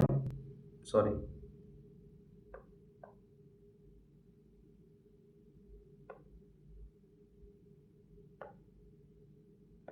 एक है मीगास्पोर, एक है माइक्रोस्पोर। मीगास्पोर हो गया एम्ब्रायोसैक, और माइक्रोस्पोर क्या हो गया? Pollen grain. ऐसा हम क्यों कह रहे हैं? क्योंकि इन दोनों के अंदर क्या है? गैमेट। समझ आए? तो हम एम्ब्रायोसैक को फीमेल गैमेटोफाइट भी कह सकते हैं। यानी गैमेटोफाइट वो स्ट्रक्चर होता है जिसके अंदर गैमेट होता है, gametophyte structure that contains gametes. जिसके अंदर गैमेट होगा उसको क्या बोलेंगे? गैमेटोफाइट। तो इसको माइक्रोस्पोर को हम मेल गैमेटोफाइट भी बोल सकते हैं, और इसको हम क्या बोलेंगे? Female gametophyte. समझ आया? तो अलग अलग नाम है, इसलिए एक ही जगह पे लिख दिए कि परेशान नहीं हो। फीमेल गैमेटोफाइट, मीगास्पोर और एम्ब्रायोसैक तीनों सेम चीज़ है। मीगास्पोर एम्ब्रायोसैक के कहते हैं, एम्ब्रायोसेक को फीमेल गैमेटोफाइट भी बोलते हैं, क्यों? क्योंकि एम्ब्रायोसेक के अंदर एग है। माइक्रोस्पोर को मेल गैमेटोफाइट भी बोलते हैं और पोलन ग्रेन को ही माइक्रोस्पोर बोलते हैं। ऐसा क्यों कह रहे हैं हम? क्योंकि पोलन ग्रेन के अंदर 2 मेल गैमेट है, इसके अंदर क्या है? मेल गैमेट, और इसके अंदर क्या है? Female gamete. समझ आया? चलो अब देखते हैं कि ओव्यूल का स्ट्रक्चर कैसा है। ये जो ओव्यूल है इसका स्ट्रक्चर कैसा होता है वो देख रहे हैं। अभी हम देखें कि प्लेसेंटा के अंदर होता है ओव्यूल। तो प्लेसेंटा जिस डंडी से जुड़ा हुआ है ओव्यूल से, प्लेसेंटा है, उसमें ओव्यूल लटका हुआ है। ये जो ऊपर है यहाँ क्या है? ऐसा मान के चलो प्लेसेंटा है, ठीक है। प्लेसेंटा जिस डंडी से जुड़ा हुआ है, प्लेसेंटा से जिस डंडी से जुड़ा हुआ है ओव्यूल, उसको बोलते हैं फ्यूनिकल, ठीक है। और फ्यूनिकल और ओव्यूल, ये है फ्यूनिकल और ये है ओव्यूल। फ्यूनिकल और ओव्यूल जहाँ पे मिलेगा, जो मीटिंग पॉइंट होगा, उसको बोलेंगे हाइलम। हाइलम एक जगह है, कोई स्ट्रक्चर नहीं है। बाद में सीड में वो एज ए स्कार दिखेगा, बट ठीक है, कोई जगह, वो एक जगह है, कोई स्ट्रक्चर नहीं है। फ्यूनिकल यानी कि वो डंडी, स्टॉक जहाँ मिलेगा ओव्यूल से, उसको क्या बोलेंगे? हाइलम, ठीक है। अब जो ओव्यूल है उसका 2 प्रोटेक्टिव लेयर होगा, एक आउटर इंटेग्यूमेंट, एक इनर इंटेग्यूमेंट। इनकी इंटेग्यूमेंट क्या हो गया? Protective layer. 2 भाग में डिवाइडेड है, आउटर इनर। समझ आया? आउटर इनर है क्या? इंटेग्यूमेंट क्या काम है? प्रोटेक्शन का। उसके अंदर एक सेल प्रेजेंट होगा जिसका नाम है न्यूसेलस। उसके अंदर के जो सेल है, आउटर इंटेग्यूमेंट, इनर इंटेग्यूमेंट, उसके बाद जो सेल्स प्रेजेंट होंगे उनको क्या बोलेंगे? न्यूसेलस। न्यूसेलस सेल का काम होता है कि न्यूट्रिशन प्रोवाइड करना। उसमें कौन न्यूट्रिशन प्रोवाइड कर रहा था? माइक्रोस्पोर मदर सेल को कौन? टैपिटम। टैपिटम जो है माइक्रोस्पोर यानी कि पोलन ग्रेन को न्यूट्रिशन दे रहा था। न्यूसेलस किसको देगा? फीमेल गैमेट को देगा न्यूट्रिशन, ठीक है। और उसके अंदर आएगा अपना हीरो, एम्ब्रायोसैक या हीरोइन, जो बोलो, हीरोइन, एम्ब्रायोसैक, ठीक है। एम्ब्रायोसैक के अंदर ही फीमेल गैमेट होती है, इसी को कहते हैं अपन फीमेल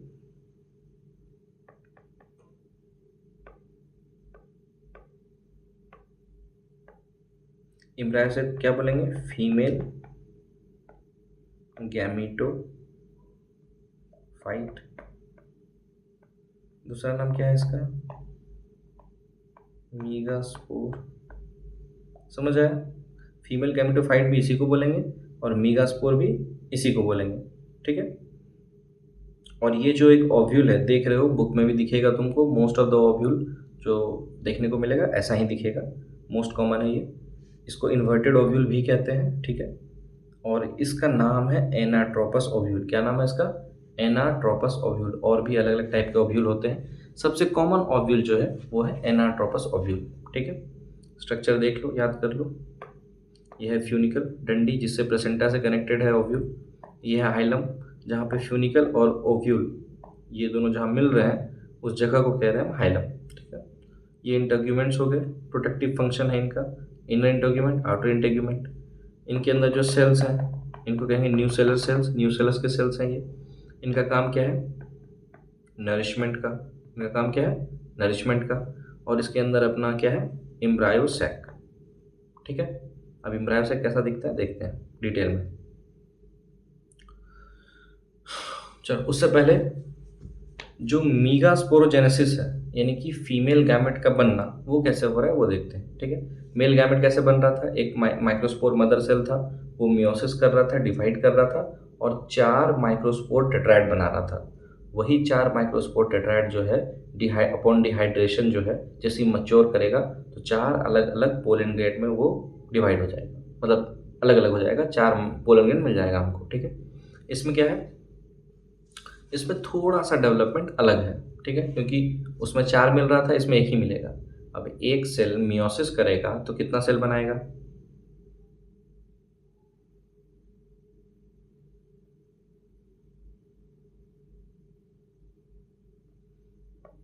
एक सेल मियोसिस करेगा तो कितना सेल बनाएगा? 4 सेल, ठीक है। लेकिन यहाँ अपन को 1 ही सेल बनाना है, इसलिए हम 3 सेल को क्या करेंगे? डीजेनरेट करा देंगे, मौसी घर चली जाएगी वो लोग। ठीक है, यही होगा आगे। देखो, न्यूसेलस से घिरा हुआ है, सब तरफ न्यूसेलस है। ठीक है, यहाँ देखे थे हम कि न्यूसेलस के अंदर क्या था, इम्ब्रायोस है, लेकिन ये एक डेवलप्ड है, एक मच्योर ओव्यूल का डायग्राम दिखा रहे हैं तुमको। ठीक है, हमेशा तो ऐसा मच्योर नहीं होगा, अब कोई भी चीज़ बन रहा होगा तो मच्योर नहीं हुआ है। यानी ये न्यूसेलस जो है उसके बीच में एक सेंट्रल में एक सेल होता है जिसका नाम है एमएमसी। अब ये एमएमसी वो एमएमसी अलग है, वो था माइक्रोस्पोर मदर सेल, और ये क्या होगा, मीगास्पोर मदर सेल। समझ आया? देखो, बायोलॉजी एक बहुत, ऐसे समझो कि बहुत बड़ा परिवार है कोई। ठीक है, और उससे उसका कहानी सुन रहे हो तुम कि ननद गोतनी से लड़ गई, मौसी की लड़की भाग गई, मौसा जी जो है फूफा जी को कुछ बोल दिए। यही है बायोलॉजी, कहानी है, सब सबसे जुड़ा हुआ है, और बहुत ही बड़ा परिवार है। इसलिए बहुत सारे नाम है कि मौसा जी का क्या नाम है, मौसी जी का क्या नाम है, मौसी जी के पास कौन सा कार है, मौसी जी कौन सा फ़ोन रखी हैं, मौसी जी फूफा जी को क्या बोलते हैं नाम से। तो यही है, बस बहुत सारा नाम याद रखना है तुमको। बाकी है ये एक इलेबोरेट सा फैमिली का कहानी। ठीक है, तो बायोलॉजी को अगर बोला जाए तो कीपिंग अप विद कार्डेशियंस है ना, कीपिंग अप विद कार्डेशियंस है, वही है। हम देखो देखे नहीं है शो, लेकिन आई होप कि कार्डेशियन का कहानी सुनाता होगा उसमें, तो वही है ये। न्यूसेलस है, उसके बीच में एक सेल है मीगास्पोर मदर सेल, उसमें था माइक्रोस्पोर मदर सेल, क्योंकि वो माइक्रोस्पोर बना रहा था, और ये मीगास्पोर बनाएगा इसलिए इसका नाम रख दिया मीगास्पोर मदर सेल। ठीक है, एमएमसी। अब ये मियोसिस करेगा, क्या करेगा ये, मियोसिस। और ये मियोसिस करेगा तो क्या बनाएगा, चार को बनाएगा मीगास्पोर का टेट्राएड। उसमें माइक्रोस्पोर का टेट्राएड बन रहा था, इसमें क्या बनेगा, मीगास्पोर का टेट्राएड। चार सेल्स पर तो बनेंगे ही बनेंगे। जनरली ऐसा देखा जाता है कि जो चलाजल साइड, चलाजल एंड पे था, अच्छा ये एंड नहीं समझा है तुम लोग को ना, हाँ, तो जिधर से इंटेग्यूमेंट्स पूरा कवर नहीं करते हैं। ठीक है, इंटेग्यूमेंट्स पूरा कवर नहीं करते हैं, एक साइड खुला हुआ रहता है, एक साइड बंद रहता है। ठीक है, तो जिधर ये खुला रहेगा उस वाले एंड को बोलेंगे माइक्रोपाइल। ठीक है, उस वाले एंड को क्या बोलते हैं, माइक्रोपाइल। और इधर से ये बंद रहेगा उस एंड को बोलेंगे चल आजा। चल आजा, क्या बोलेंगे, चल आजा। ठीक है, दो पोल समझ में आ गया, पोलैरिटी, एक तरफ माइक्रोपाइल है और एक तरफ चला जा है। ऐसा जरूरी नहीं हमेशा चला जा नीचे ही रहेगा, अभी दिखाएंगे अलग अलग टाइप का ओव्यूल जिसमें चला जा उल्टा भी हो, चला जा ऊपर भी हो सकता है, माइक्रोपाइल नीचे भी हो सकता है। जिधर खुला रहेगा उधर माइक्रोपाइल, जिधर बंद है उधर चला जा। ठीक है, तो जनरली ऐसा देखा जाता है कि चलाजल एंड साइड जो का जो मीगास्पोर है वो बच जाएगा, और बाकी तीनों क्या करेगा, डीजेनरेट कर जाएगा। बाकी क्या करेगा, डीजेनरेट कर जाएगा। ठीक है, ये तीनों डीजेनरेट कर गया, और एक ही मीगास्पोर मदर सेल मियोसिस करके चार मीगास्पोर टेट्राएड बनाया, जिसमें से एक बच गया और बाकी तीनों क्या हो गया, डीजेनरेट कर गया। समझ आया? अब एक कैसे डेवलप करेगा वो देखते हैं। ये जो एक बचा हुआ मीगास्पोर है, ठीक है, वो क्या करेगा, पहले डिवाइड करके दो न्यूक्लियस बनाएगा, इसको बोलेंगे free nuclear division. Free nuclear division का मतलब होता है ऐसा डिवीजन जिसमें बस न्यूक्लियस डिवाइड किया है, सेल डिवाइड नहीं किया। जनरली क्या होता है, न्यूक्लियस डिवाइड किया फिर सेल भी डिवाइड कर जाता है। Karyokinesis is generally followed by cytokinesis, लेकिन इस केस में ऐसा नहीं है, बस कैरियोकाइनेसिस होगा, न्यूक्लियस डिवाइड करेगा बस। इसको बोलते हैं फ्री न्यूक्लियर डिवीजन, यानी ऐसा डिवीजन जो बस न्यूक्लियस में हो रहा है और वो फ्री है, उससे साइटोकाइनेसिस नहीं बना हुआ है कि साइटोकाइनेसिस भी होना चाहिए, सेल भी डिवाइड करना चाहिए, ऐसा नहीं है। फ्री न्यूक्लियर डिवीजन है, ठीक है। अब ये एक सेल बेचारा, ये जो है इसको बस बड़ा कर दिए, इनलार्ज कर दिए, ठीक है। तो इसमें एक न्यूक्लियस था, अब ये दो न्यूक्लियस बन गया।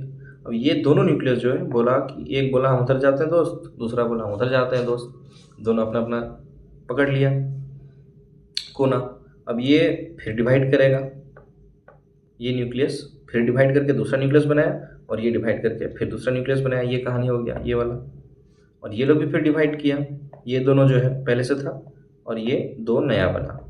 ब्लू वाला बस दिखाने के लिए है चारों सेम, ठीक है। ये दोनों डिवाइड करके ये दोनों बनाया, और ये दोनों डिवाइड करके ये दोनों बनाया। समझ आया? बस एक ब्लू दिखाया है दिखाने के लिए। अब क्या किया, ये जो तीन ब्लैक वाला है ये तीनों इधर ही रह गया, और बोला भाई हम एंटीपोडल्स बना लेते हैं।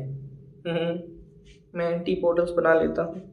तो ये एंटीपोडल्स बना लिया, चला जा साइड। काम क्या होगा एंटीपोडल्स का? नरिशमेंट ले रहा न्यूसेलर सेल से। इसके आसपास अभी भी तो न्यूसेलस है। ये जो न्यूसेलस है, ये तो ये दिखा रहे हैं ना तुमको हम, ये वाला ये चल रहा है ना कहानी। ये बाहर तो जो न्यूसेलस था वो तो रहेगा ही रहेगा। समझ आया? तो चलाजा का काम, सॉरी एंटीपोडल्स का काम क्या होगा? इनसे न्यूट्रिशन लेना कि भाई अंदर है इंपॉर्टेंट आदमी, खाना पीना थोड़ा पहुंचा दो। तो एंटीपोडल्स का काम क्या है? नरिशमेंट लेना बाहर के न्यूसेलस सेल से। अब ये जो था एक एक हीरो चला जाएगा बीच में, इधर से भी एक हीरो बीच में आ जाएगा। तो ये दो नीला वाला बस दिखाने रिप्रेजेंटेटिव पर्पस के लिए है, दोनों सब कुछ सेम है, कुछ डिफरेंस नहीं है।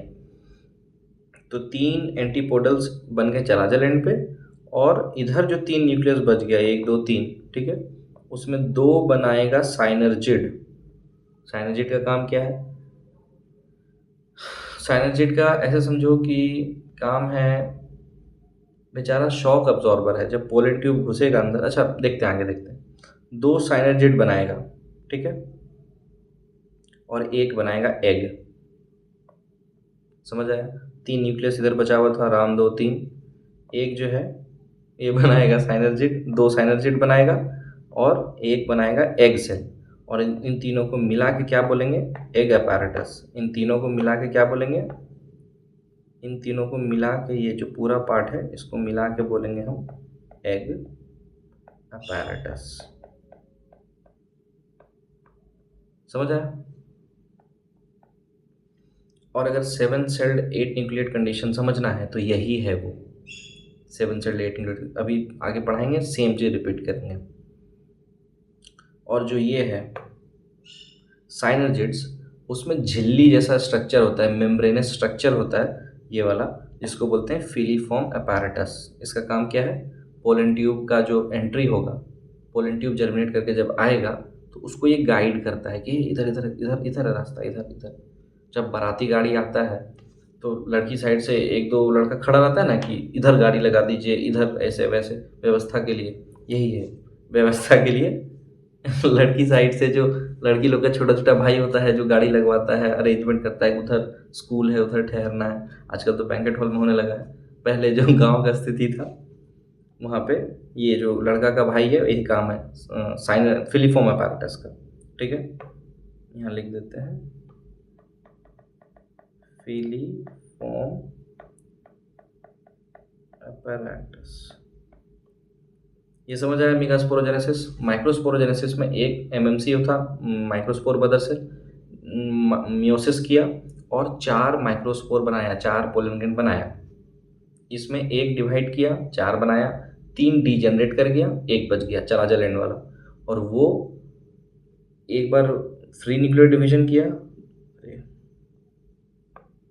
एक बार फ्री न्यूक्लियर डिवीजन किया, दोबारा फ्री न्यूक्लियर डिवीजन किया, और 3 बार, यानी कि 3 बार फ्री न्यूक्लियर डिवीजन किया। यानी 1 से 2, 2 से 4, 4 से 8, 3 बार फ्री न्यूक्लियर डिवीजन करके 8 सेल बना लिया। ये सब एक ही सेल के अंदर हो रहा है, ये एक ही सेल है, उसके अंदर 8 न्यूक्लियस बन गया। अब 8 न्यूक्लियस बनने के बाद 8 न्यूक्लियस अरेंज हो गया, ठीक है, कि एक यहाँ एक यहाँ एक यहाँ एक यहाँ एक यहाँ एक यहाँ और 2 बीच में।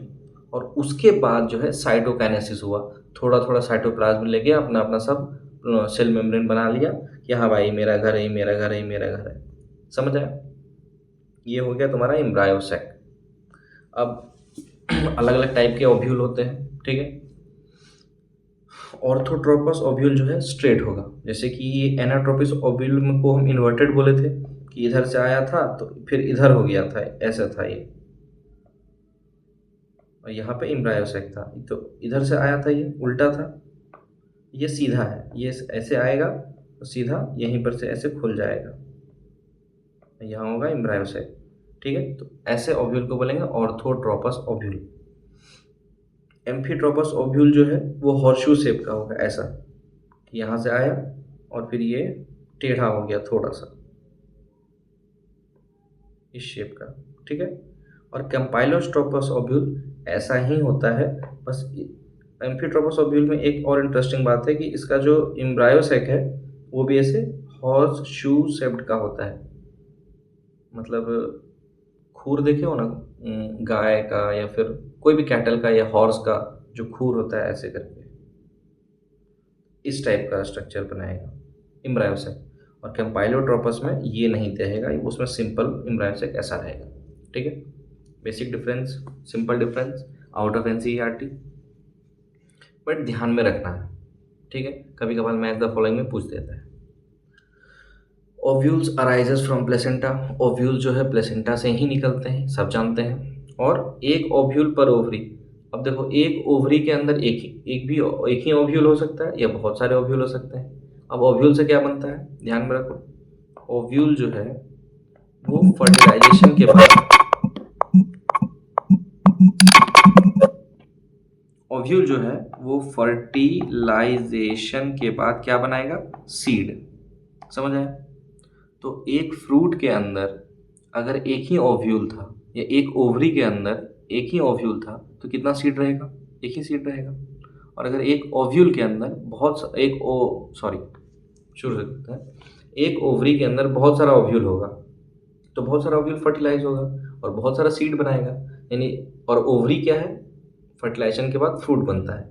ओव्यूल फर्टिलाइजेशन के बाद जैसे सीड बन रहा है, उसी तरह ओवरी जो है वो फर्टिलाइजेशन के बाद क्या बनाएगा, फ्रूट। समझ आया। ओवरी फर्टिलाइजेशन के बाद फ्रूट बनाएगा और ओव्यूल जो है वो फर्टिलाइजेशन के बाद सीड बनाएगा, ठीक है। हाँ, तो ओव्यूल जो है वो फर्टिलाइजेशन के बाद सीड बनाएगा और ओवरी जो है वो फर्टिलाइजेशन के बाद फ्रूट बनाएगा। समझ आया। तो अगर एक ओवरी के अंदर बहुत सारा ओव्यूल है तो बहुत सारा सीड बनेगा, यानी ऐसे फ्रूट जिसके अंदर बहुत सारा सीड मिलता है हमको, उसमें हम कह सकते हैं कि बहुत सारा ओव्यूल प्रेजेंट था, ठीक है। तो अगर अगर जो है एक ओवरी में एक ही ओव्यूल रहेगा तो एक ही सीड बनेगा, जैसे कि वीट, पैडी, मैंगो में। और पपीता के अंदर बहुत सारा सीड रहता है, यानी कि उसके अंदर बहुत सारा ओव्यूल था। जैसे पपाया में दिखता है, वाटरमेलन में, एक तरबूज जो फ्रूट है उसके अंदर बहुत सारा सीड है स्कैटर्ड, यानी कि बहुत सारा ओव्यूल था उसके अंदर, तब ना वो सब सीड बन गया। समझ आया। चलो, मोनोस्पोरिक डेवलपमेंट। अब एक मीगास्पोर मदर सेल डिवाइड करके 4 टेट्राएड बनाया जिसमें 3 डी जनरेट कर गया और एक ही जो है डेवलप करके एम्ब्रायोसेक बनाया। एक मीगास्पोर मदर सेल डिवाइड करके 4 बनाया मीगास्पोर टेट्राएड, लेकिन उसमें 3 डी जनरेट करके एक ही जो है कंटिन्यू किया डेवलपमेंट को। इस टाइप के डेवलपमेंट को बोलते हैं मोनोस्पोरिक डेवलपमेंट, यानी एक स्पोर से डेवलपमेंट हुआ है। समझ आया। अब साइनोजेट्स, इनको हेल्प सेल भी कहते हैं। अब ये न्यूसेलर सेल से जो है नरिशमेंट लेने में ये भी हेल्प करते हैं। जो आसपास के सेल हैं न्यूसेलस के, उनसे नरिशमेंट लेने में हेल्प करेंगे साइनोजेट्स। दूसरा क्या है कि पोलन ट्यूब का जब एंट्री हो रहा होगा तो शॉक अब्जॉर्बर की तरह काम करेंगे। अभी हम लोग आगे देखेंगे कि जब पोलन ट्यूब एंटर करेंगे, जब बाराती आएगा, ठीक है, तो जो क्या कहते हैं साइनर्जिट्स तो हैं, उनमें जैसे ही घुसेगा तो इम्पैक्ट से वो साइनर्जिट बर्स्ट कर जाएगा, फट जाएगा। समझ आया। तो वो पोलन ट्यूब का एंट्री का जो शॉक है वो खुद में बर्दाश्त करके क्या होगा, बर्स्ट कर जाएगा सेल के अंदर। समझ में आया। वो भी करता है। और पोलन ट्यूब एंट्री गाइड, ये तो बताएं, फिलीफॉर्म apparatus जो था वो क्या करेगा, पोलन ट्यूब को गाइड करेगा, इधर नहीं, इधर इधर इधर इधर से इधर से, तो वो करेगा। एंटीपोडल्स न्यूसेलस से अब्जॉर्ब करेगा न्यूट्रिशन, ताकि सब एग को मिल सके। समझ में आया? और इन फ्यूचर जाइगोट को मिल सके फर्टिलाइजेशन के बाद। एक नया है 7 celled 8 nucleate condition. Same to same वही जो हुआ था वहाँ यही होगा। एक एमएमसी है, 4 बनाया जिसमें से 3 डी जनरेट कर गया, ठीक है, जिसमें से 3 डीजेनरेट कर गया और इसका डेवलपमेंट शुरू हुआ। ये जो है इसमें सब में एक एक न्यूक्लियस डाल देते हैं अपन। ये जो है एक न्यूक्लियस से 2 न्यूक्लियस बना, 2 से फिर 4 न्यूक्लियस और 4 से फिर 8 न्यूक्लियस। ठीक है, और ये तीनों क्या बना दिया, एंटीपोडल्स, और ये दोनों बना दिया साइनर्जिड्स। और यहाँ उनको साफ सुथरा बना देते हैं।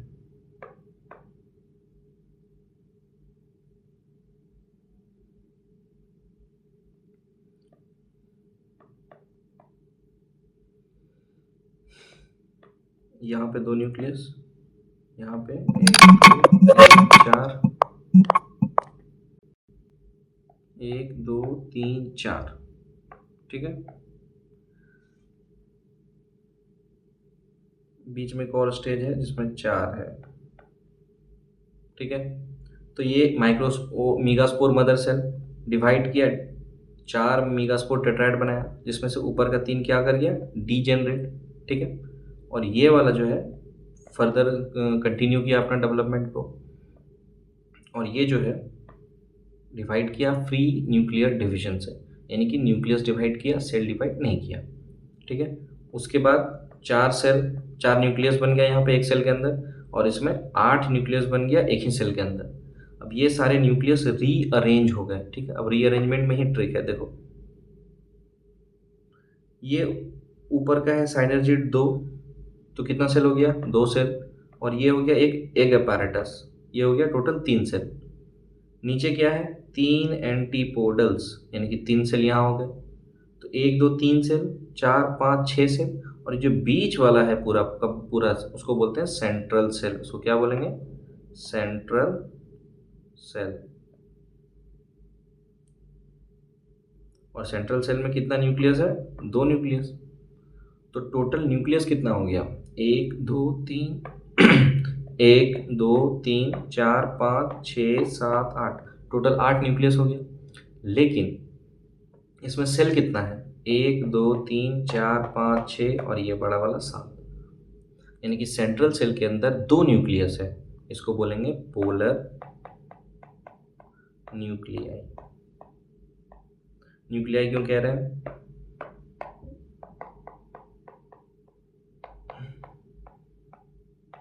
न्यूक्लियाई इसीलिए कह रहे हैं क्योंकि न्यूक्लियस का प्लूरल को न्यूक्लियाई कहते हैं। ठीक है, कोई साइंस नहीं है इसमें। न्यूक्लियस सिंगुलर हो गया, न्यूक्लियाई प्लूरल हो गया, 2 है इसलिए पोलर न्यूक्लियाई लिख रहे हैं। तो सेंट्रल सेल में 2 न्यूक्लियाई हैं, 2 न्यूक्लियस है। ठीक है, इसीलिए कहते हैं कि 7 सेल है, लेकिन न्यूक्लियस कितना है, 8। 1 2 3 सेल, 4 5 6 सेल, और ये 7वां सेल, सेल टोटल 7, लेकिन न्यूक्लियस काउंट करो टोटल 8 है। क्यों, क्योंकि बीच वाला जो सेल है सेंट्रल सेल, उसके अंदर 2 न्यूक्लियस है।